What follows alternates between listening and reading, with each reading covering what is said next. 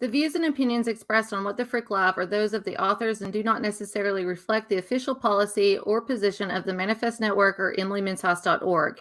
Any content provided by our bloggers or authors are of their opinion and not intended to malign any religion, ethnic group, club, organization, company, individual, or anyone or anything.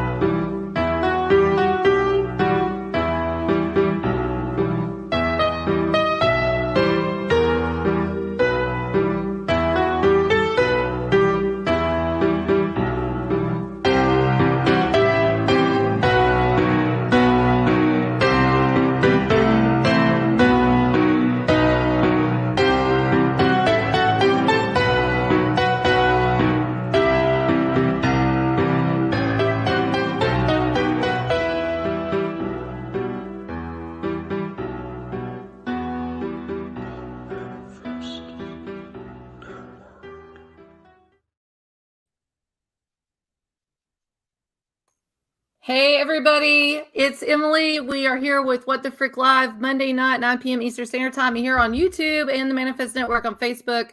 Unfortunately, Emily's banned again. I'm in timeout for 30 days. But we have a really amazing guest tonight, but we also have an amazing person that's coming in as a host tonight too, and he's going to be coming in on several other shows. We have Mr. Brandon Kreitzer with us. Hey, Brandon. How are you doing? I'm doing good. It's Good. kind of weird being on live TV again. It's been about 7+ years. Yeah.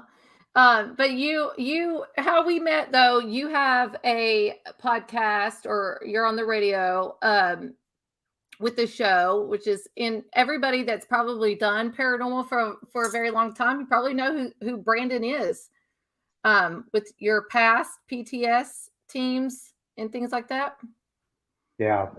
For the past Family Network, the PTVN TV network. Yeah, I mean, I've done a lot.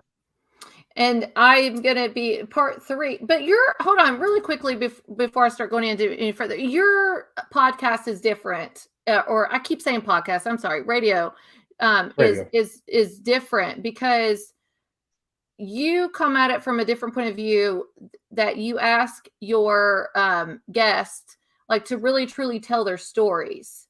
Well, I mean, basically what it is it's an autobiography show, because so many interviews, it leaves you questioning why did that happen, or how did that happen?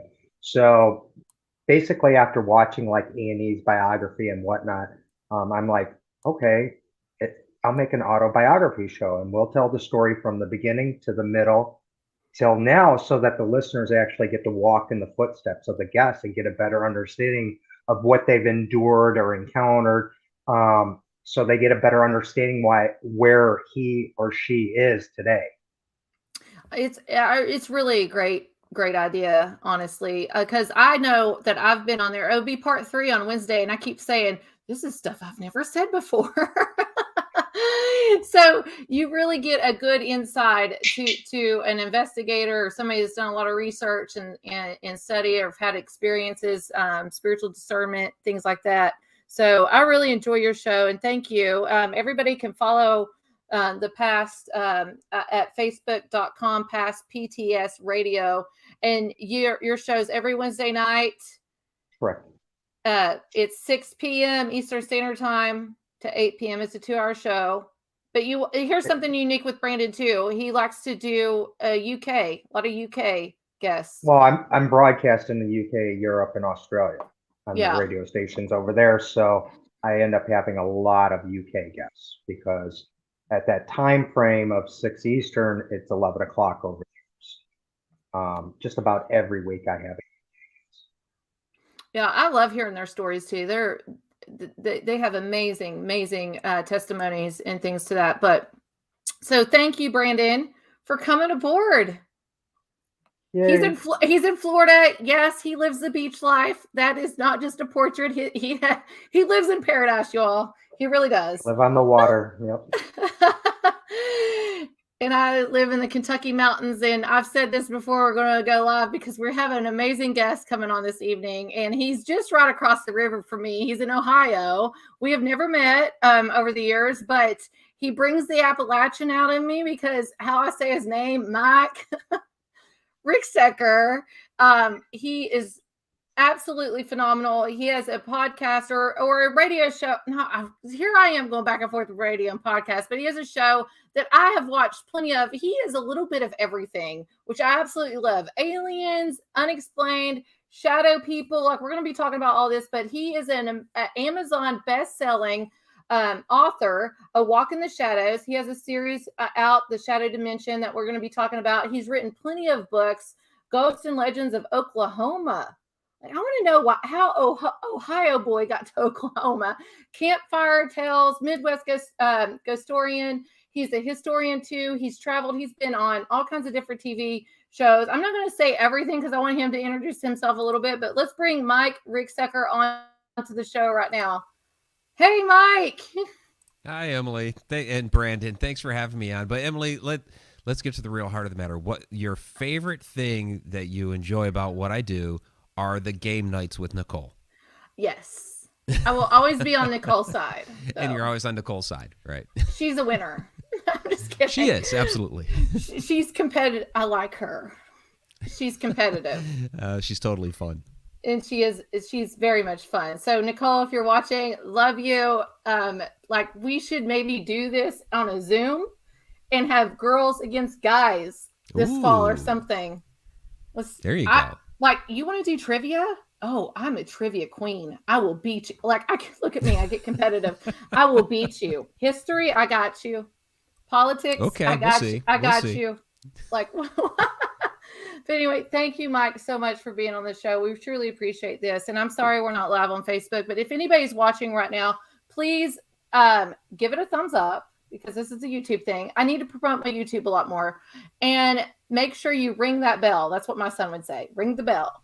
And then share this out to your Facebook pages and other social media. We truly appreciate it. It helps us, What the Frick Live. It helps our guests, and then it helps the Manifest Network. This will be premiered on the Manifest Network here in the next month too. So it'll be a replay. And then I'll be in the chat more too during that time. But thank you, Mike, so much. Gosh, Mike. It's fine. If you have an accent, that's okay. It works. Mike. Just be yourself. It's all good. Like, it makes me think that there's a girl out there somewhere in Kentucky that might have a Mike tattoo that has like 4 or 5 eyes because the tattoo artist. I had a really good friend in high school. Her name was Christy. She was from Louisiana, but was up there, for school, spending time with her grandmother. And it was the same thing, the long, drawn-out eye, Mike. And, yeah, so I'm used to it. It's fine. Brandon, how do you say Mike? Mike. Is it drawn out too? Mike? Not that drawn out. He just says Mike. I'm not sitting there going, Mike Ricksecker. If it was just anybody, I would answer, hey Mike, how are you? Here's my phone. Hello, Mike. It's the only name that I feel really maybe Ike instead of Mike. Anyway, thank you, Mike, for coming on the show. We truly Absolutely. Appreciate it. And just for those, I know I don't like to fully read a bio or anything like that, but for those that are watching for the first time, can you just tell them a little bit more detail in what I described and how you got started with all your, I want to say you're more, there's a difference, I think, between an investigator and a researcher. And this is just my personal opinion. I believe that you're more of a researcher in a lot of ways. You've provided a lot of information to me, especially in different fields other than paranormal, over the last few minutes, especially with Down the Rabbit Hole podcast. Can you just explain to people? Sure. Okay, go ahead. Yeah, because it's interesting. Last year I was on the show The Alaska Triangle, and they had me up there as a paranormal investigator, and I didn't do any investigating on the show, which I thought was quite interesting. I mean, they did have me on the side of a mountain with dowsing rods and stuff like that, but it was more of a research nature, because we were researching the electromagnetic activity up there, and so. I've been a paranormal investigator for many years. I had my first investigation when I was about 15 years old, and this was back in, what would have been 89, 90, somewhere around there. And I had no idea what I was doing at the time as far as investigating, but my friend David and I were at my friend Lori's house, and she thought her house was haunted. I had already had an interest in hauntings, in paranormal activity, that sort of thing. I'd been reading some Hans Holzer, had some experiences when I was young, primarily with a shadow person when I was 8 years old. And when she thought her house was haunted, David and I were, we're going to investigate. We're going to check this out. So that was my first little paranormal investigation without realizing that's what I was doing. But, over the years, and especially with my writing, when you're going to write about this topic, you need to do your research. You need to do your homework. You could put a story in there, about, okay, things going bump in the night, but it's much more than just things going bump in the night. So my first couple paranormal books, Ghosts of Maryland, Ghosts and Legends of Oklahoma, I wanted to make sure that the people that these stories were about, the ghosts themselves, that their lives were remembered. So it was more than just, the historic guy that lived in this house, likes to rock in the chair at night. Okay, who was he? What was his backstory? Why might he still be there? And so I've included that with my writing over the years. And as it's come along the way, as it's gotten into deeper and deeper topics, I've retained that essence of research, as we're, I'm going to Egypt and studying the ancient hieroglyphs and some more esoteric and arcane facts about the entire universe. Well, first and foremost, I appreciate anybody that goes that deep in research, because I research myself in a lot of different areas and genres. But you do live, this is interesting to me, you do live in Ohio, and you mentioned Maryland and in Oklahoma. Why not Ohio yet? Well, I do have some Ohio in Campfire Tales Midwest. So I've bounced around a lot. So I was born in Cleveland.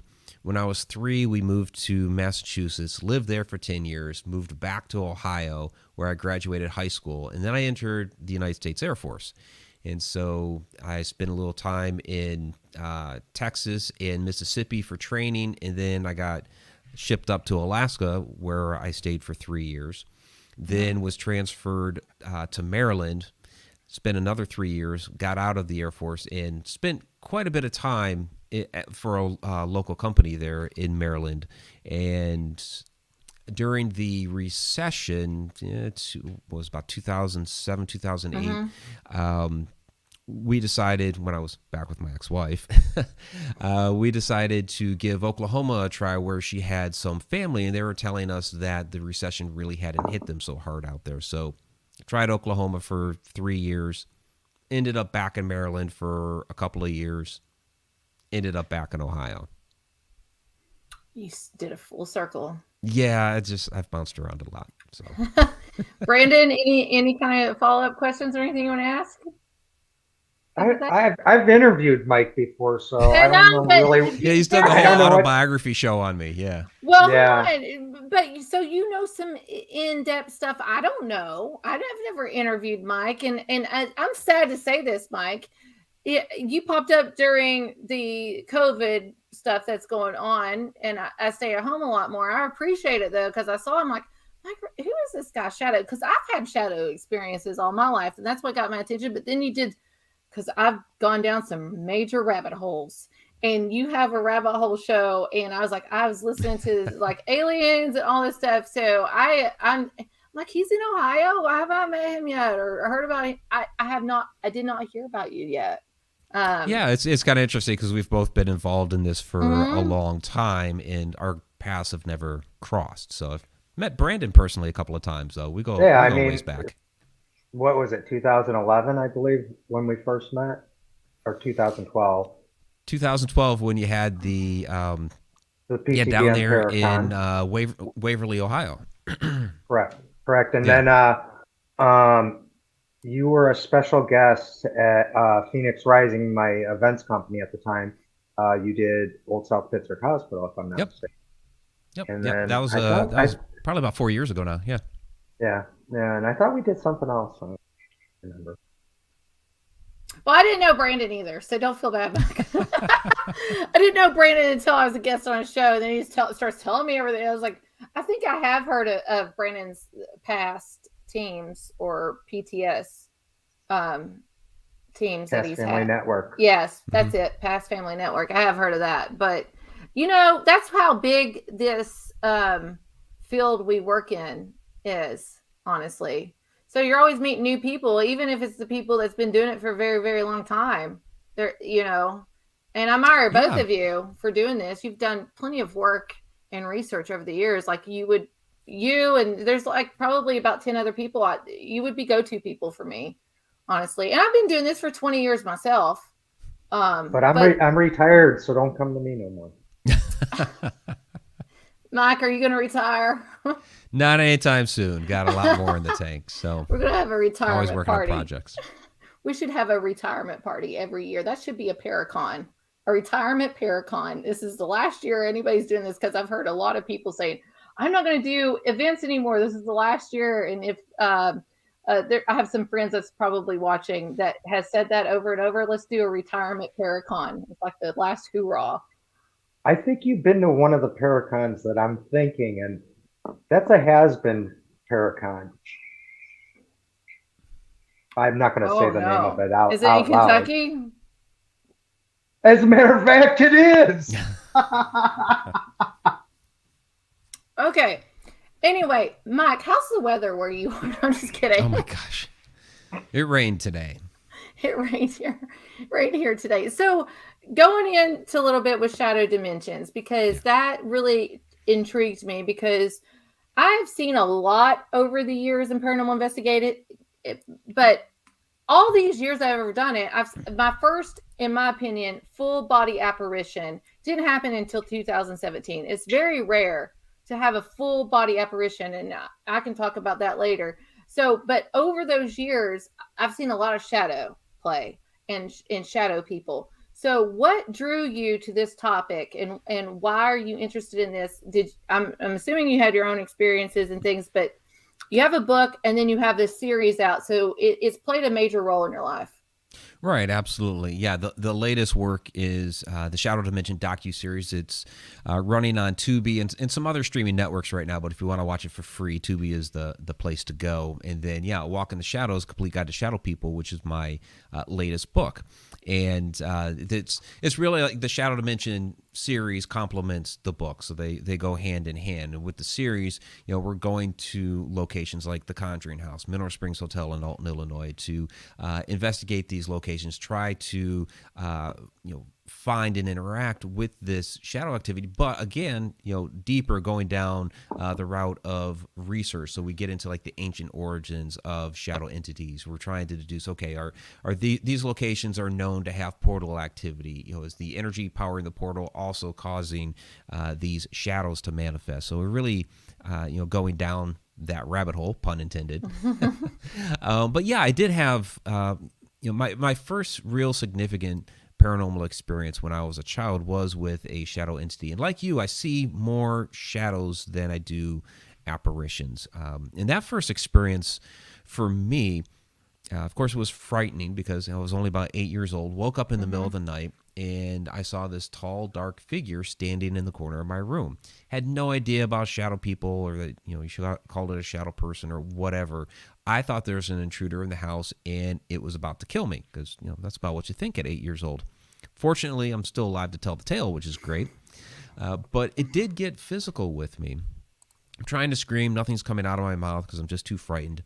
It approached the bed, leaned over. I'm staring up into this just blank black face. There's nothing there. No eyes, no nose, no mouth. Nothing. It's just all black. And it did something very unusual. It grabbed me by the wrists, crossed my arms across my body, and then it ran off down the hall. By that point, found my voice, found my legs, ran off to my parents' bedroom screaming. They tried to calm me down, console me, try to tell me that I just had a bad dream, but I've been awake for this whole thing. Fast forward 5 years, we're moving from that house in Massachusetts to Ohio, and we're in it. It's kind of interesting because it was a relatively newer house. It was only about 8 or 9 years old when we moved into it. But as I'm unpacking boxes, putting things away, I kept seeing this just, faint shadow of a person standing in the doorway to my bedroom. It was translucent. It was different than the one that I saw when I was 8. And I'd turn and look at it, and it would take off down the hall. And this happened several times over the course of a few days where I'm unpacking boxes, putting things away, and this thing would be standing in the doorway. So finally I decided to ask my mom about it. And perhaps, I don't know, I was officially a teenager. Maybe she thought I was a little bit more mature for my age. People would debate that, of course, at 13. But but she told me that she had seen this thing too, which is great for me. It was a nice affirmation that, okay, I'm not crazy. I have actually seen this thing. She's seen it too. But she did it in such a way, she was very kind of nonchalant about it. Like, oh yeah, I've seen that too. And so that told me, okay, Mom's okay with this thing.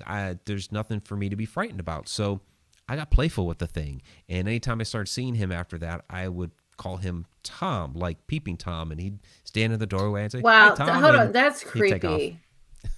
That's creepy, though. Peeping Tom. I had a real life Peeping Tom. So that's creepy. Uh-oh. It was the pizza delivery guy. Oof. I don't ever get pizza delivered to my house anymore. And that's creepy. Peeping Tom. So your mom's story impacted you so much you weren't afraid of this thing anymore?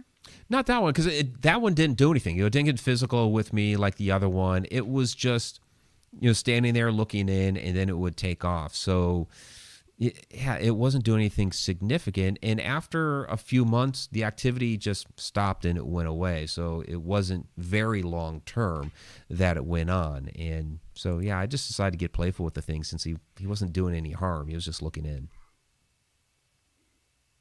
That's creepy. But I will tell you this, I had something similar. And it was a shadow figure. And it goes a little bit more detail. I don't want to share right now to anybody, but I would wake up from it. It was like a dream, but not a dream. I'd wake up from it, and the shadow figure, this was when I was living in our home. We moved from, and Brandon, on Brandon's show, I've talked about, Brandon, where I moved, and it followed us.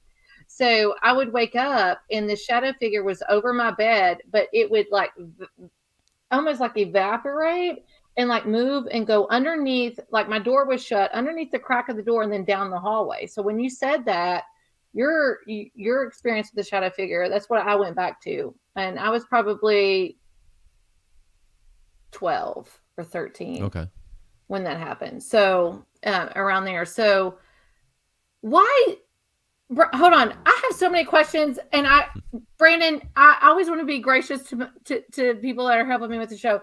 Any follow-up with that? I'm just listening. Okay. I'm waiting for Brandon's the just talk hanging about. out. Yeah, I'm waiting for the Egypt talk myself. Oh yeah. Okay. We're gonna talk Egypt here in a little bit because they are phenomenal. Now, I will say this: I'm really excited. We do have somebody watching from Twitch that has a question. I don't understand it that fully, but I'm gonna put it up here because we don't have that many Twitch people. Where is the shadow? That's kind of an obscure question. I mean, yeah, I don't get more details. I mean, I guess, where is the shadow, as in where is it in somebody's house, or more of where does it come from? because some people, like, I believe a quote unquote true shadow person is an interdimensional being. So the question then becomes, where does it come from? Some are human spirits that just can't fully manifest as a shadow. I think some are, or can't fully manifest as an apparition, so they come off as a shadow. I think some are also extraterrestrials. So it's a mixed bag. Here's the question, because this is so popular in all kind of mainstream media, anything. Is shadow figures demons? A few of them are. I'm not going to say they're not, but it does drive me nuts when people go down the route of, all shadows are evil. They're the darkest of the dark. They're all demonic. I have been on cases in which, there have been shadow entities that were deemed demonic. That was when I was on The Haunted on Animal Planet 10 years ago. That one was a red-eyed shadow figure that was terrorizing the family. We had Carl Johnson come out there and help us cleanse the house. Yeah, Carl's amazing. And he helped me a lot with the Shadow Dimension project, and he had a lot of input for A Walk in the Shadows, that book. But it's interesting. I had Carl on back in the spring, and I've actually had him on my show several times on Edge of the Rabbit Hole. And, I asked him, kind of came up in conversation, hey, Carl, when was the last time, because we were talking about this very thing, about are they evil or demonic? And I was like, Carl, when was your actual last demonic case? Because this is what he specializes in. This is what people call him out to do. And he's like, I've been on a ton of cases because people think that they are having problems with demons. And the last time that he actually had a case that he classified as demonic was that case we did 10 years ago for The Haunted. Wow. So they are not as common as people are led to believe. Kind of like I said earlier, a lot of shadow entities, human spirits. You could have a nasty human spirit, because people that were jerks in life, a lot of times are also jerks in death. So you may be dealing with somebody who's just a jerk, human spirit. Again, interdimensional beings, ETs. Some of them, there's interesting ideas of, are they, could they possibly be astral projections? So somebody who's astral projected into the room, we kind of see a glimpse of them, that sort of thing. Time slips or time travelers. So that's in there too, which none of those would actually be demonic or evil, and depending on what their intentions might be. But most times these things are just watching, observing. They're more rather benign rather than actually truly interacting with somebody. Well, I mean, I remember talking to a demonologist many years ago, and he'll be sent on 100 cases a year, and maybe one is actually. Yeah. It's generally angry spirits. Yep. Hold on, I'm thinking. That should be scary. That should be scary. Yeah, it should be scary. So, because you had a childhood experience with the shadow figure, I did too. Brandon, did you have a childhood experience with the shadow figure? Okay. It scared me at first. It scared you at first, right? Yeah, absolutely. So, fear, I have false evidence appearing real. Is what I call fear. And I'm thankful. I got mad at my parents at one time because they told me everything I was doing was a dream and it wasn't real. But then they finally came out and said it was the truth. So I almost think that's a vulnerable age. And I think a lot of people have these shadow experiences at this age. You're going through life changes anyway, and you're very vulnerable. Do you think that there is a hidden agenda? And I don't want to put demons in this, believe me. I don't want to give credit to that. But do you think that there's a hidden agenda to implement this spiritual world during that time where you're so fragile, that it could be demonic? But your parents, thank God for my parents, kind of brushed it off and didn't go that way. So I'm just saying this in case there's other parents out there watching this at this moment and your child is going through this. Don't label it as something very negative. Yeah, I mean, I think parents should give more credence to when their children come to them with something that they've seen or experienced. Children are, I mean, they're very innocent. They're a lot closer to the spiritual world because they just basically came into our plane of existence from that world, so they have a deeper connection to it. And you hear people talk a lot of times about children are able to see more things than adults. That over time, over conditioning, it's kind of been conditioned out of us to not believe what we're seeing. And when that's been embedded into you over and over again, you start to actually not physically see it for a while. And so, I think we do a disservice to our children when we tell them, no, that's not, you did not see that, when they actually did. It becomes actually traumatizing for the child, where they start thinking, okay, am I nuts? Because I do actually keep seeing this. And I've heard terrible stories in which somebody would consistently see, like, a little boy spirit would enter their room, and they want to be playing with the little boy spirit or try to help the little boy, and their parents would tell them, no, it's not real, you're just imagining it, et cetera, et cetera. And so we do a disservice to our children when we do that. Yeah, I felt like it was a disservice because I had all that kind of stuff happen to me. And when I was a senior in high school, we moved. The spirit followed us to the new house. We had our pastor come down, pray over it, anointed the doors and windows with oil. And we never had anything since then. But my senior year in high school, my dad, I'm Pisces. He's Pisces too. He saw a lot more spiritual things also rather than my mother. But finally, my senior year, he's like, all this stuff that you experienced, it happened. And then he told me some other stuff that happened with him. And I was mad at him at that point. I've always been drawn to the spiritual side or paranormal. Obviously, this is what I've been doing. But I was mad at him. But now that I have my own kid and he's 11 and he has seen some stuff, I've been a little bit more honest with him in some ways. I do believe that they did the best that they could at the time. I do. And so these shadow figures, it happened a lot when I was a kid. And it's happened a lot during the years of investigating. I never prayed against it fully not to see anything. But I think that we have a lot of gifted people out there that has had parents like my parents that have totally shunned it off. And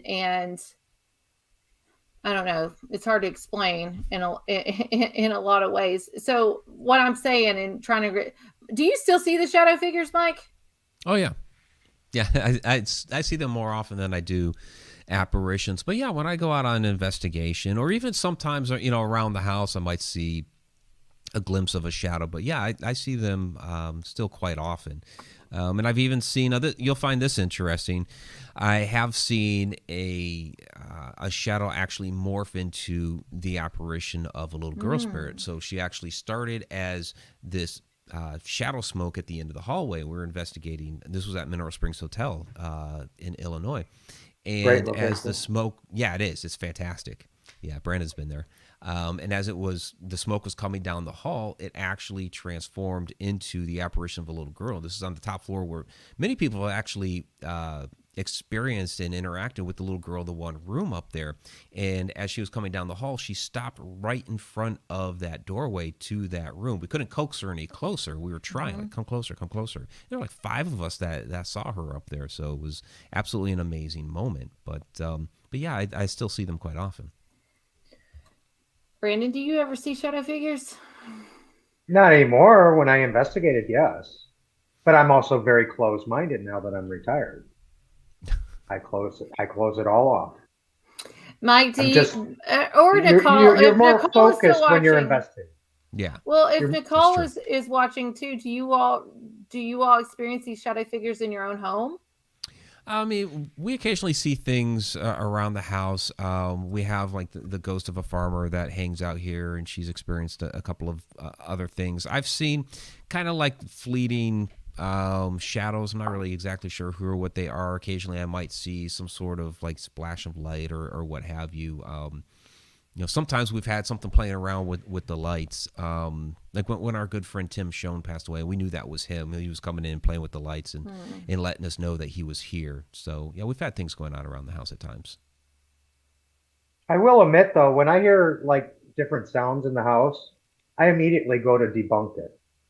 Mm-hmm. What the hell Sure. was that? Well, I think you maybe- should. I always try to do that too, debunk it, and then I'm like, oh no, that's not. Or I'll watch the dog, see what she does. That's just the investigator still in me. I may not be still investigating, but I'm still alert times. But to answer to your question, no, I don't see shadow figures because I'm not looking. The blinders are back on. When we go on investigations, the blinders come off. And we're more open to your surroundings, what's going on. And that's why you see more on investigations. I mean, I've seen them so many different locations. And Mineral Springs, oh my gosh. Yeah. Crazy shadow play there. Especially down in down in the slaughterhouse down there. Yeah, the old slaughterhouse. Yep. Yeah. What is it? 4 floors, that place? The slaughter. 5 floors, including the slaughterhouse. Yeah. Yeah, the slaughterhouse is the very bottom basement. The hooks are still there where they used to hang the animals, and there's a lot of shadow play down there. Yeah, you have the old mineral spring that's down there. It's still an open hole into the ground, and we feature that on the Shadow Dimension in episode 6. So go ahead, Brandon. You see a lot of shadow figures, mostly in the men's pool. There's 2 pools, isn't there? Yeah, there's the men's pool, which not a lot of people even know that's there, but there's the bigger abandoned pool that most people go to. Yeah. I mean, I've seen shadows there, but the men's pool, quite a bit goes on over there. I've never been there. I need to go. I don't go to these large locations. I've never been to Waverly, and it's like 2 hours for me. Everybody's like, "You've not been to Waverly?" I'm like, "No." Well, Mineral Springs is kind of a hidden secret in Alton because you think of what are some of the other locations in Alton, the much bigger You've ones. got McPike Mansion. Yeah. There's the schoolhouse. Yeah, there's a lot of haunted. Alton is just an extremely haunted town. Well, Alton's on ley lines. Plus, you have the Mississippi River right there. Yeah. So you got a conductor right there. Lots of limestone. It's just screaming for activity all over that place. Well, I think Ohio is a great state anyway for it. I know it's not in Ohio, but Ohio is a great state anyway. It's all surrounded by water, actually, and then you have Kentucky, the Ohio River. Here, I'm in a tri-state area, so it's Ohio, Ironton, Ohio, Ashland, Kentucky, Huntington, West Virginia, and there's amazing just every day, and it's not on TV here where I'm at in these areas, so that's where I'm drawn to. I get weary a little bit about these large locations because I think a lot of it's a dumping ground. And you don't know who these people are that are coming into these places and investigating and what they believe in, what's actually original to this location. Mike, I don't know if you agree with that or not. Laura, though, hold on real quick. Laura's close to Louisville. She's never been to Waverly either. So I'm eerie to go to Waverly. I know that there's a shadow play there. What's the doppelganger, all that kind of stuff. I've been there 4 times. Yeah, but there's a bit of what is actually original to what's actually original? How do we know? Does that make sense? Between what's original, what people have brought with them? Yes. Yeah. I feel like it's a dumping ground. Yeah. And that's where extensive investigation would come into play. You would keep returning, and if you continue to interact with the same entity, start to get some clues and put together what who or what this may actually be. So, sorry, Laura has been to Waverly. No, I have not been to Waverly. I've been by it. But you brought up a good point. We were just talking about the Mississippi River there in Alton. Prime example, Mike. You and I at Old South Pittsburgh Hospital, another location located next to a river. A lot of people don't look at that. They don't look at the lay of the land. What can possibly enhance paranormal activity? And that's Yeah, where the it's research, like yourself, does. yeah, it's very important. You need to know, like you're saying, the lay of the land there. What may be natural conductors of Mhm. paranormal activity, like the water, like with Limestone, what you're all talking that. about with Alton. You have the limestone bluffs there. I know you guys want to talk a little bit about Egypt, but out in Egypt they have all of the granite there, the rose granite, which 55% quartz. So there you have a conductor of electricity right there within the stone. So yeah, you have to look Well, into those things. I mean, you sit there and you think of Chicago. I mean, everyone knows the story of the Resurrection Mary. That's on Archer Avenue, right along the Chicago-Illinois Canal. And it's a ley line. So, Oh, you got Chicago has all those bridges too up there, and then they had that fire that wiped out almost the yeah, whole city. So there's a lot of tragedy that happened around that way too. A lot of right. energy. Uh, But not enough people do their homework, honestly. But no, they don't. they're like, they just assume, well, everyone says this place is haunted. Well, okay, have you really felt out the land? A prime example, when you go to a battlefield, there's certain areas of the battlefield you need to go. Because if you really study the property, prime example, Spoon River battlefield, seventh bloodiest battle in Tennessee, 24,000 in 3 days. The major activities over by the creek and the slaughter pen area, creek. Conductor.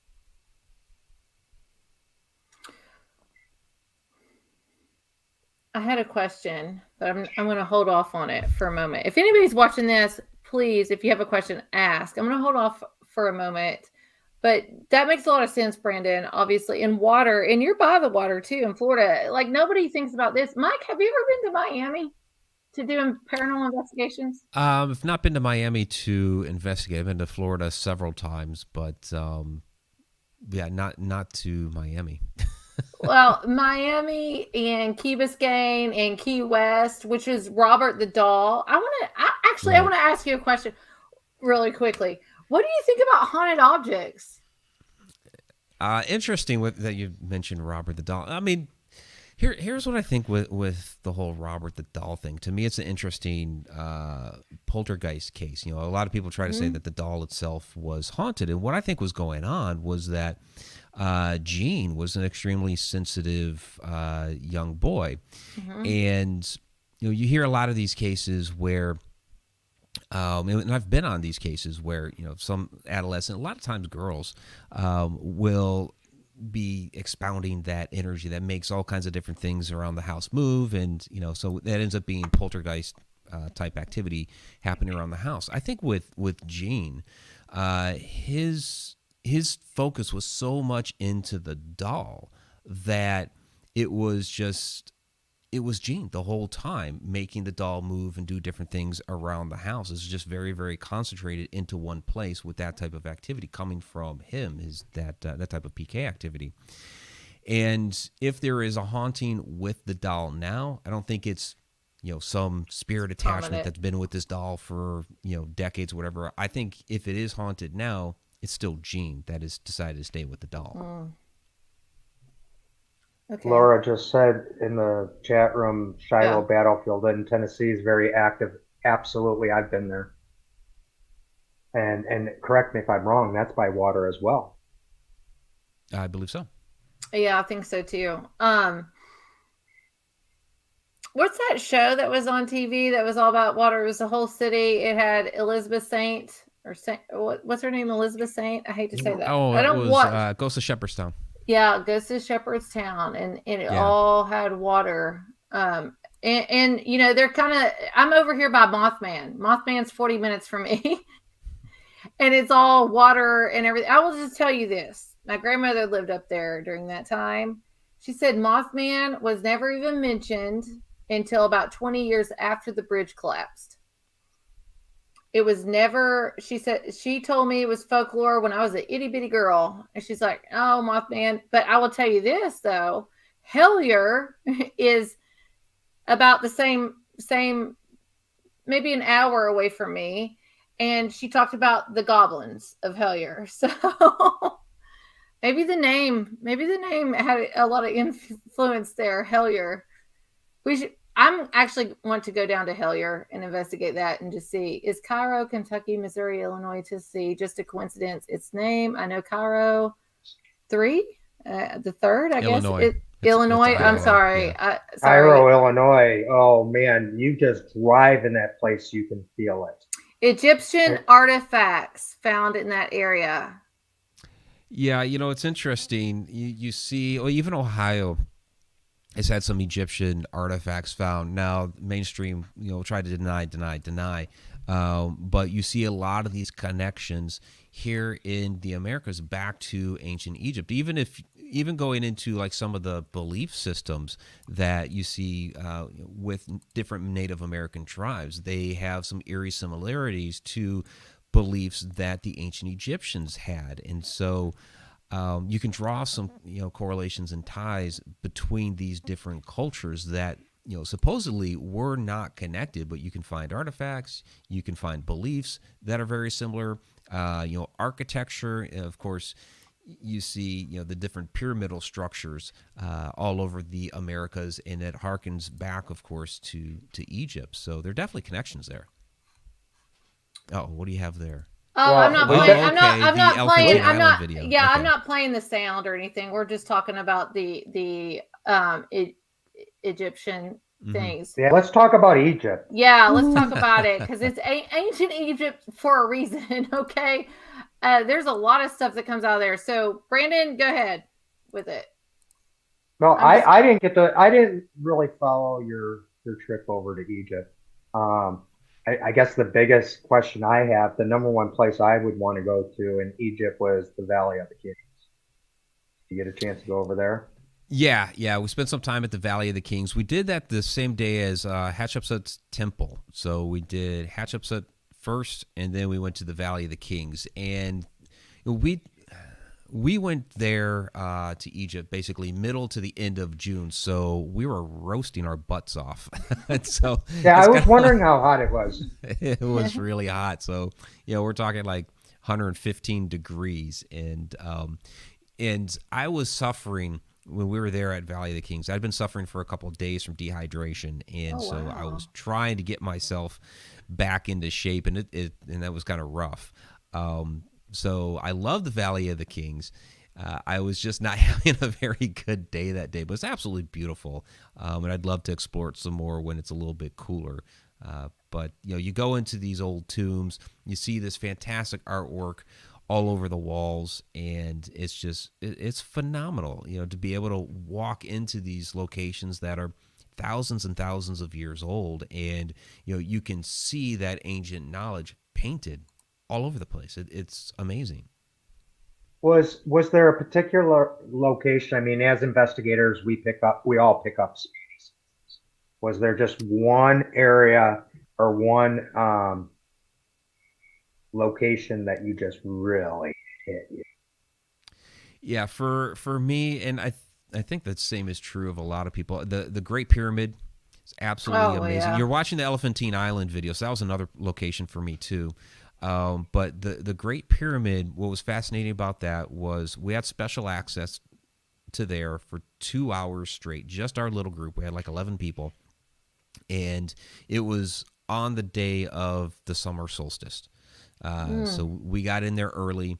It was absolutely amazing, and the King's Chamber was absolutely phenomenal. There was a lot of theories. Christopher Dunn about the idea that this this structure was previously a power plant, and that coffer that's in there, what they call a sarcophagus, which I don't believe was ever a sarcophagus.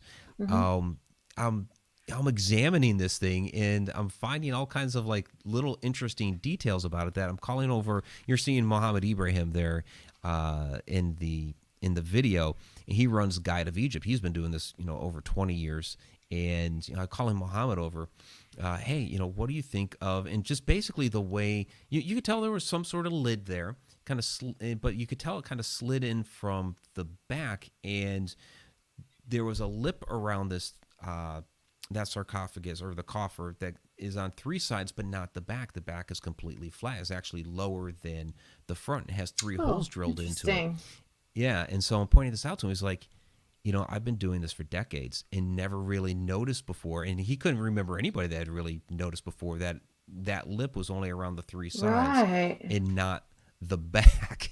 So that was kind of like a big, aha moment. What's going on with this? So the whole rest of the time I was there in Egypt, because that was on like day 3 or 4 that we were in the Great Pyramid. From then on, I was examining all the sarcophagi that I could find to see how they were constructed. See, is there any other sarcophagus that is cut similarly to this box that's there in the King's Chamber in the Great Pyramid? I could not find a single one. I was going to say, I bet you wouldn't find it, because it's very rare to even find it in the first place. Yeah.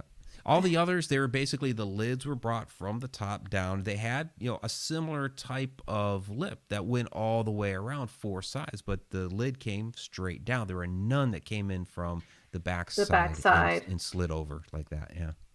And then those 3 holes in the back like that, again, none, at least that I could find. I of course, was not able to examine every single sarcophagus available in Egypt, but the ones that we got to see. And you go to, and you go to the Cairo Museum. The Cairo Museum has tons of them, but nothing cut similarly to what's there in the Great Pyramid.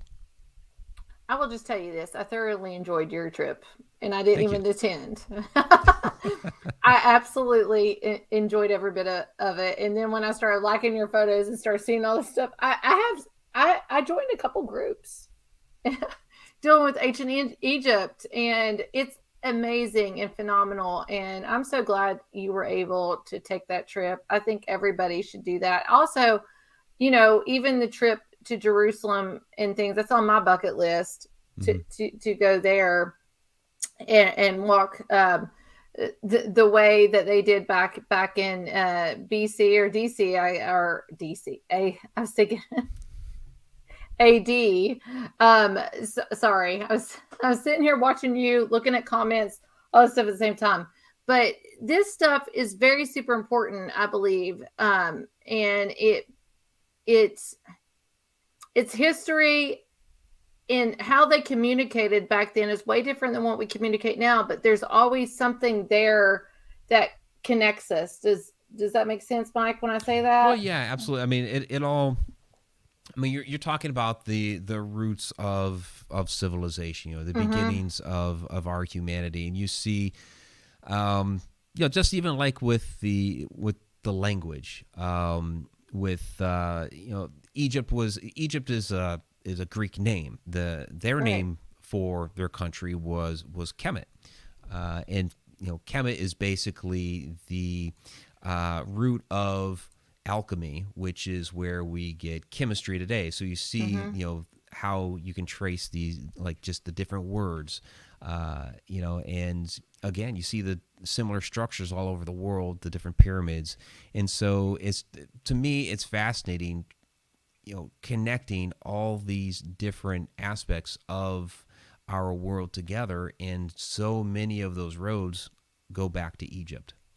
Real quick, just look at the design and stuff back there in the background behind that guy. Look at that. That's amazing to me. Brandon, if you have a follow-up, how did you personally feel when you were there, Mike? Did you feel like a deep connection with this? Like, this is absolutely, like, I'm a very sentimental person, so there would probably be times I would cry when I was there, because it's just so phenomenal and amazing. It's a once-in-a-lifetime trip, actually, I think. How did you personally feel? In many locations, I was just in awe. So this video that you're displaying here, this is on Elephantine Island. This had so much going on there. This is a location that I really, really wanted to get to, because there are, if you look into legend and lore and theories about what happened to the Ark of the Covenant. Yeah. The theory that has the Ark of the Covenant going down to Ethiopia, if it traveled down there, it would have spent some time on Elephantine Island. About 400 years is what they say with that particular theory. There are some people that believe the Ark of the Covenant is actually still there, hidden on Elephantine Island. So this is a place that I wanted to get to. This is Elephantine. This is it right here. This is it right here. Yeah, we're Let already me tell you past the part something. I've never where they done showed it. this. I've never done this. I'm a Christian, okay? I'm spirit filled, Holy Spirit. I swear to you, I have no clue where you're at this moment. But God said to me, I've been there and I rooted there. Interesting. That's why I asked you that question. Okay. I feel it's really deep right now. Like I feel sorry. I've never done this in 4 years of this show. She cries on my show. Yeah, because it's my testimony. And I don't tell a lot of people about my testimony. So Well, while she's gathering herself, Mike, hold on. It's deep rooted. It's multi-layered. It's deep rooted. The Holy Spirit was there. The Ark of the Covenant. Like, oh my gosh. Sorry, Mike. Yeah, I've never that's done fine. this. It's a fascinating place. You know, we got to see basically it's a cave now where they had the original temple, where they believe, at least during those 400 years, where the ark was kept. But some other interesting things on this island is within one of the temples, you see a figure that's wearing a Mayan headdress. This shot here where Johnny Enoch is talking, he's standing in front of what's believed to be an ancient Stargate. And that was something there in Egypt that I loved about this trip, was we visited a lot of places where you can even see the hieroglyphs that basically spell out Stargate. And there's like 3 different styles where it spells out Stargate, and this is one of them. You think it's weird his last name's Enoch? Johnny's a great guy. Book of Enoch. But yeah, that's his weird. That's weird. Go ahead, Brandon. Go ahead. I had a moment over here. But I remember the last time I seen you, we were sitting there talking about you were like, damn, you're just going all over the place, Brandon. How you were kind of envying me because you were kind of taking a break. Dude, I'm jealous as hell right now. Well, if you can get there, definitely do it. So Muhammad and I were talking about late next year putting together a tour, because he and I sat down and talked a lot about ancient Egyptian technology, and so he was started talking about dusting off one of his older tours, which was a techno-spirituality tour that he had once put together. And he's like, you're a guy I'd love to work with and have with me as a special guest on that tour. So we're looking at next year. Let me tell you, if you do that, this is a bucket list. I will do my best to go, and hopefully they take payments. well, the funny thing is, go ahead, Brandon. Oh, I was just going to say, the funny thing is, and I know you've had these stupid questions on interviews. If there was one place you could go, where would it be? And you always hear over in Europe somewhere. And I always say Egypt or the Great Wall of China. And here you just did Egypt. I'm just like jealous. It was absolutely amazing. Definitely, like Emily said, a once in a lifetime trip. So you got to do it. Okay. Obviously that was your bucket list. Do you have one other place that you want to go to? Oh, there are so many places. I want to visit a lot of these pyramids in South America just to kind of compare to what I just experienced. So, that's the investigator in me. Okay, what are the similarities? But I've always wanted to do, Scotland, because I have a lot of familial roots there in Scotland. It's just, a lot of those Mediterranean countries like Italy. I want to go to Rome, going to Greece and visiting like the Acropolis and locations like that. So Germany is mine because my family. The Menshouse Island actually is in Germany's Norway. another- Menshouse. Hold on. Menshouse, they have their hotel there, but the brothers had a fight. There's actually an island in Norway. It's the Menshouse Island. That's my family. Nice. So that's what I want to go to. Egypt would be one of them. And then obviously Israel, the Holy Land. Let me tell you, I'm so sentimental and I have a personal relationship with Jesus and he's helped me through everything. I don't know if I would be able to make it through the Holy Land. I would be the girl over in the corner crying the whole time. And I don't know if I would be able, but that is on my bucket list. And if Mike, I'll tell you this, your pictures and your videos and everything you did with Egypt, if you do something with Egypt, I will do my very best to be a part of it because it was amazing. You provided a lot of information, even just in your images and stuff. It's like stuff I have my own mind frame of Egypt in a lot of ways. And you kind of developed a thing there that made me think a little bit outside the box. Which Well, is most the people shadow just think of the dimension pyramids or the Sphinx, Right. and that's it. Right. Yeah, that's so much more than that. It's funny, on our tour, we did like this much with the Sphinx. It's like we kind of went there looking at it. We did, the first 3 days was mostly pyramids, and then, we saw the Sphinx there for a moment. And then after that was like all these amazing temples. And we really got into kind of the heart of the spirituality and the belief system of the ancient Egyptians, and also got into, again, like all the stargates and portals and all of that, those fascinating topics that they actually believe in. We're looking at these friezes on the wall where they're actually levitating objects, and it's just amazing. Levitation. That reminds me of Coral Castle in Florida too. We talked about that. Yeah. Are you really? Edward Lee Scanlon. Yeah. Yes, I love him. He was a little dude too. I've been there. I know the manager of the place. I've set up some paranormal events there. Oh, great. Yes, unfortunately, it's been closed for a very long time because of COVID, and I'm hoping it's going to reopen and we'll do some more paranormal events there. But very close to the manager there, and he's like even Tesla. I'm trying to stay up at the New Yorker here soon in his room. All of this stuff, Egypt, though, I go back to ancient Egypt. Like it all stems from our ancient history. I hate to say it this way. I think we've become lazy. Does that make sense when I say that? Yeah, I would not disagree with that. Okay. I think we've become lazy, and the things that were taught to us in school is actually not the history that really that was portrayed.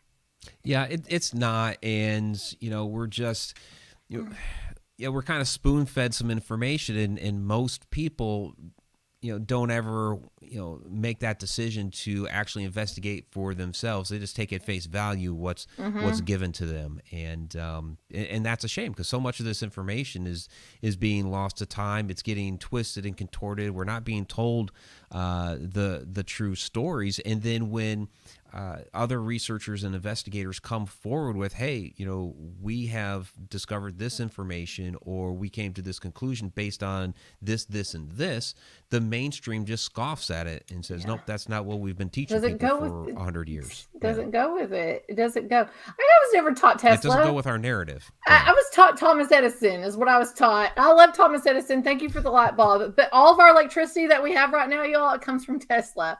It's like... They never taught that. And I think that we're missing out on a lot of things. And that's why it's so important for everyone. And I'm just going to wrap this back around because we kind of started out with this to investigate and study yourselves and go away from mainstream education or media or whatever and go through your rabbit hole, like your show, the rabbit hole, and really research this stuff yourself. Because if you stick, this is just my opinion, if you stick to what has always been out there, you'll never grow. You won't grow. Yeah. And you, Mike, your shows made me grow in a lot of ways when it comes with aliens. Oh, well, thank you. Yeah, I mean, that's something we've been examining a lot lately. We just had Richard Doty on to talk about, secrets of Area 51, and so yeah, we try to get a lot of different people on our show because it's more than just ghosts and things that go bump in the night and all that. All these different things are connected, and the kind of large encompassing program that I've been putting together, the Connected Universe, which is a website that I have now, the Connected Universe portal. It goes down a lot of different rabbit holes. So it's an entire learning platform that I've been putting together. Oh, I got to look that up. I love rabbit holes. Love it. Like my 2020, I'm a pretty educated person. I have 3 bachelor's degrees and 2 masters. My mom's a retired school teacher, middle school teacher.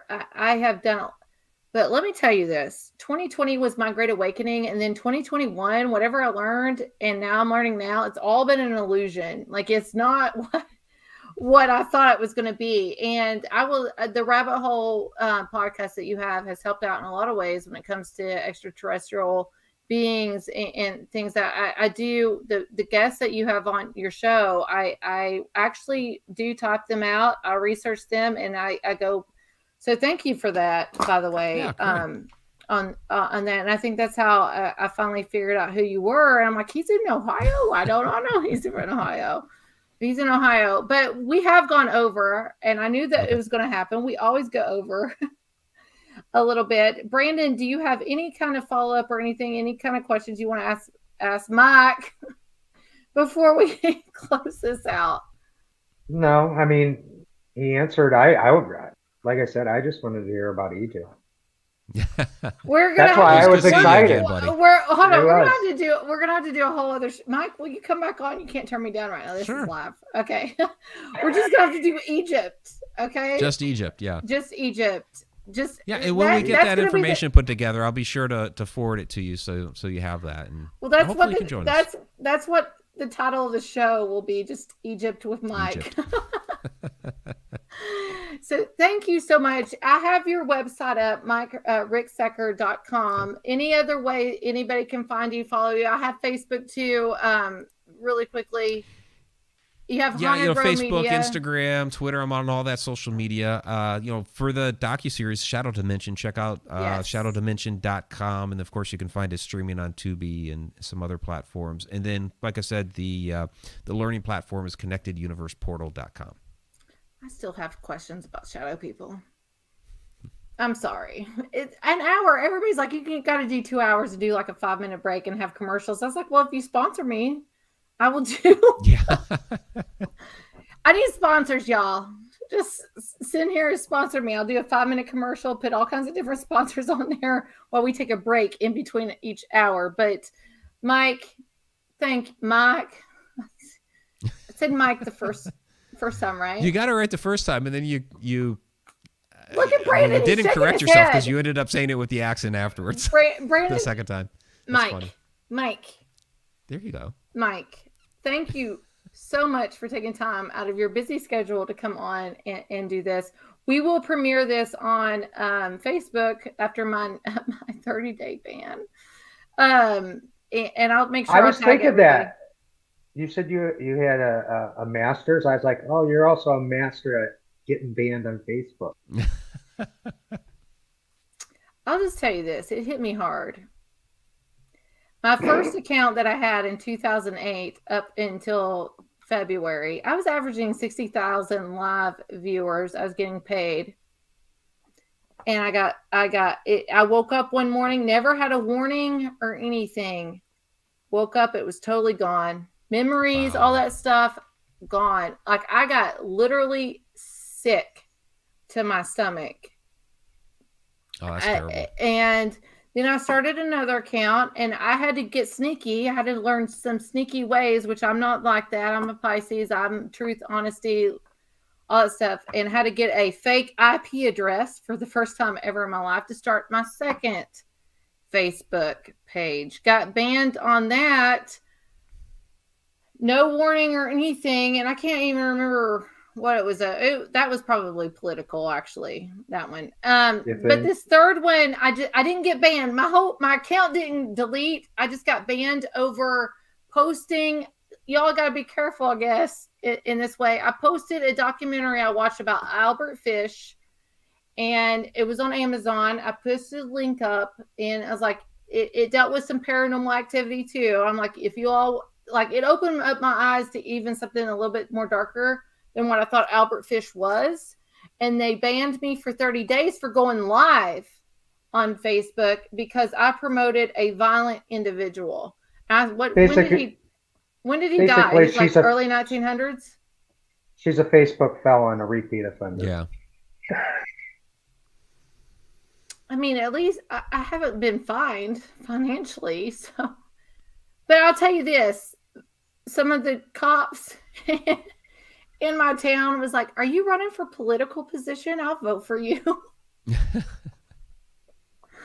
It's small town politics, but I think that I had somebody that actually was reporting me left and right, and that's what they got me on. So it is what it is, and sadly, we're in a position. Here, I am very vocal in some of my beliefs, not all of them, and it's the price to pay at this time with big tech. Hopefully, that'll all change eventually. I believe in your First Amendment rights.